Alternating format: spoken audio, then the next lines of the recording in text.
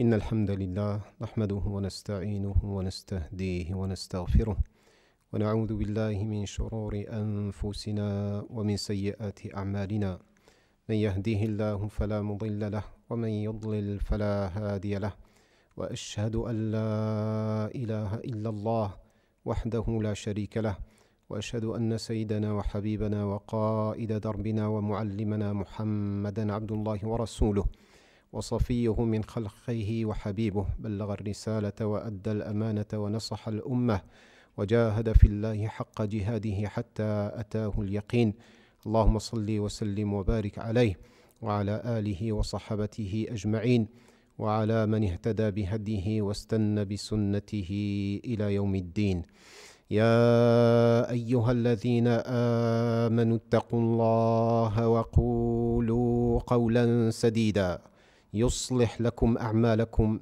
ويغفر لكم ذنوبكم ومن يطع الله ورسوله فقد فاز فوزا عظيما اللهم اجعلنا من عبادك الفائزين أما بعد فإن أصدق الحديث كتاب الله وخير الهدي هدي سيدنا محمد صلى الله عليه وسلم وشر الأمور محدثاتها وكل محدثة بدعة وكل بدعة ضلالة وكل ضلالة في النار أعاذني الله وإياكم من الوقوع في ذلك. معاشر المسلمين والمسلمات, musulmans et musulmanes, nous sommes à une semaine du mois du Ramadan. Nous venons d'entamer la première semaine du jeûne du mois du Ramadan. Et pour se rappeler un peu de la manière avec laquelle nous définissons nos adorations en islam, il est important de revenir sur les fondamentaux. Nous définissons le jeûne à juste titre comme étant le renoncement volontaire et temporaire aux appétits charnels. Cette définition ne représente en réalité qu'une entrée en matière et ne peut être tenue ou considérée comme exhaustive. C'est pour cela que se fixer sur cet aspect des choses serait non seulement inopérant et ne permettrait pas d'atteindre les visées spirituelles souhaitées du jeûne qu'est cette noble adoration. Observer l'abstinence de ce qui est licite en dehors des périodes de jeûne tend en réalité à renforcer l'éveil des sens et plus fondamentalement la conscience. Autrement dit, il faut rechercher à travers cette expérience du jeûne à rehausser le niveau de vigilance, surtout vis-à-vis de ce qui est détestable, nuisible et illicite en islam. Parvenir à développer toute son acuité et à affûter l'œil de son cœur est le pivot central de la pratique du jeûne. Et ainsi, polariser son énergie sur l'abstinence, c'est en réalité une opération à double flux qui est entrant et sortant à la fois, dans un mouvement de renouvellement de l'air spirituel à l'intérieur de son corps. Le jeûneur est ainsi attentif à ce qui entre dans son corps, mais tout autant à ce qui en sort. Rappelons-nous le saint et noble dire du prophète Muhammad sallallahu alayhi wa sallam: Man lam yada' qawla az-zur wal 'amala bihi falaysa lillahi haja fi an yada'a ta'amahu wa sharabah.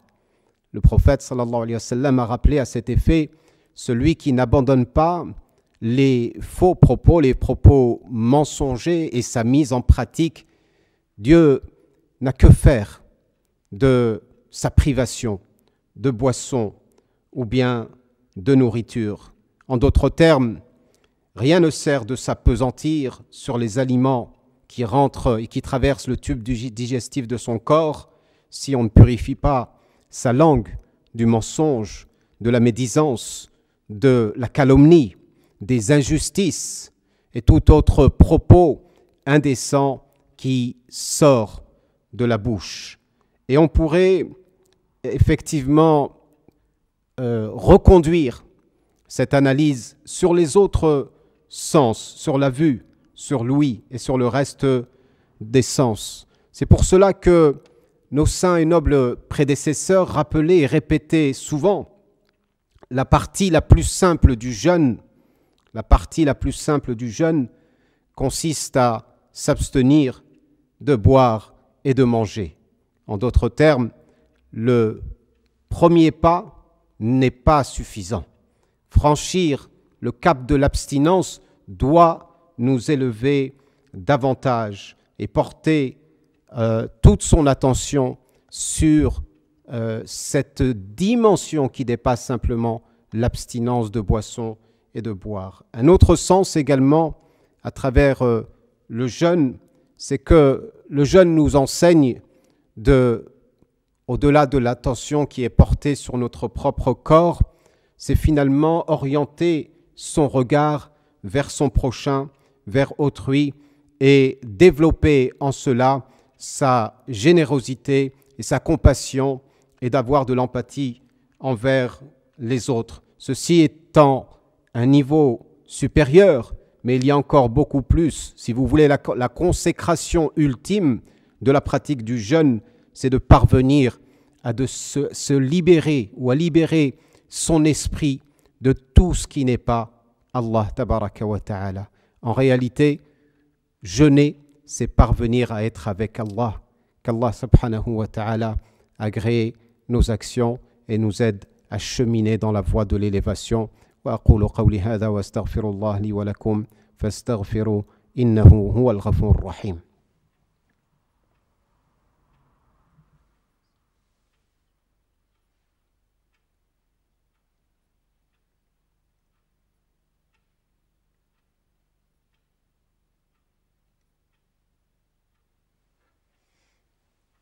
إن الحمد لله نحمده ونستعينه ونستهديه ونعوذ بالله من شرور أنفسنا ومن سيئات أعمالنا من يهده الله فلا مضل له ومن يضلل فلا هادي له وأشهد أن لا إله إلا الله وحده لا شريك له وأشهد أن محمدا عبده ورسوله وصفيه من خلقه وحبيبه اللهم صل وسلم وبارك عليه وعلى آله وصحابته أجمعين وعلى من اهتدى بهديه واستنى بسنته إلى يوم الدين ثم أما بعد إخوة الإيمان أوصيكم ونفسي بتقوى الله تبارك وتعالى فإن الله يحب المتقين.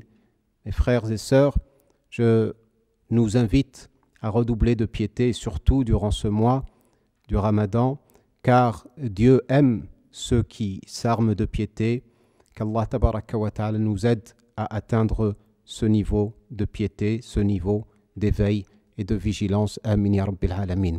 Comme vous le savez, ce centre, cette mosquée, depuis le confinement, a fermé ses portes. Et bien avant le confinement, en réalité, nous avons fermé les portes de cette mosquée.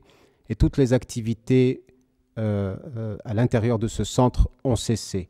Mais par la grâce d'Allah tabaraka wa ta'ala, nous pouvons aujourd'hui continuer certaines de ces activités, notamment l'enseignement qui a été poursuivi à travers des plateformes par visioconférence et autres. Et nous avons, comme vous le savez, durant chaque année, pendant le mois du Ramadan, des activités qui visent à développer notre solidarité. Et cela est possible grâce à votre contribution, grâce à vos dons. Grâce à vos dons, nous pouvons acheminer des colis alimentaires, nous pouvons distribuer de la nourriture aux personnes qui sont dans le besoin et dans la nécessité. Et je vous encourage à continuer à redoubler d'efforts dans ce sens, qu'Allah tabaraka wa ta'ala agrée chacun de vos efforts à cet effet. Mais il y a également, comme vous le savez, le fonctionnement de cette mosquée.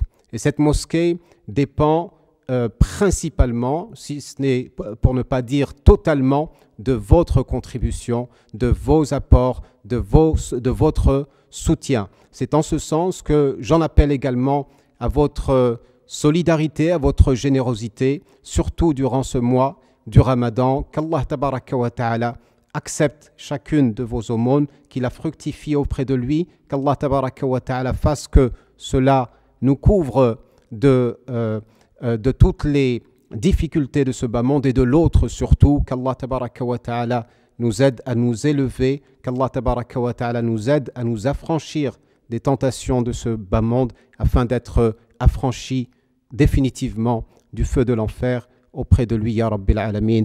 Allahumma ighfir lana dhunubana, كفر عنا سيئاتنا توفنا مسلمين الحقنا بالصالحين اللهم إنا نسألك أن تتقبل منا الصيام وأن تتقبل منا القيام وأن تجعلنا من عتقائك من النيران اللهم اغفر لنا الذنوب التي تهتك العصم واغفر لنا الذنوب التي تغير النعم واغفر لنا الذنوب التي تنزل النقم واغفر لنا الذنوب التي تقطع الرجاء واغفر لنا الذنوب التي تحبس الدعاء واغفر لنا الذنوب التي تنزل البلاء واغفر لنا كل ذنب أذنبناه وكل خطيئة أخطأناها يا رب العالمين يا أكرم الأكرمين يا رب العالمين اللهم إنا نسألك أن تعتق رقابنا من النار اللهم اعتق رقابنا ورقاب آبائنا وأمهاتنا من النار اللهم إنا نسألك أن تغفر لنا ذنوبنا وأن تغفر لإخواننا الذين سبقونا بالإيمان اللهم اغفر لنا ولوالدينا ووالد والدينا ولمشايخنا وعلمائنا ولمن له حق علينا وللمسلمين والمسلمات المؤمنين والمؤمنات الأحياء منهم والأموات كما نسألك يا ربنا أن تشفي مرضانا ومرضى المسلمين وأن ترفع الوباء والبلاء عن الإنسانية جمعاء يا رب العالمين اللهم اشف كل مريض على وجه الأرض اللهم اشف كل مريض على وجه الأرض وعجل لنا بعودة إلى دينك ردا جميلا وإلى بيوتك يا رب العالمين يا أكرم الأكرمين وصلى الله وسلم وبارك على نبينا محمد وعلى آله وصحبته أجمعين سبحان ربك رب العزة عما يصفون وسلام على المرسلين والحمد لله رب العالمين.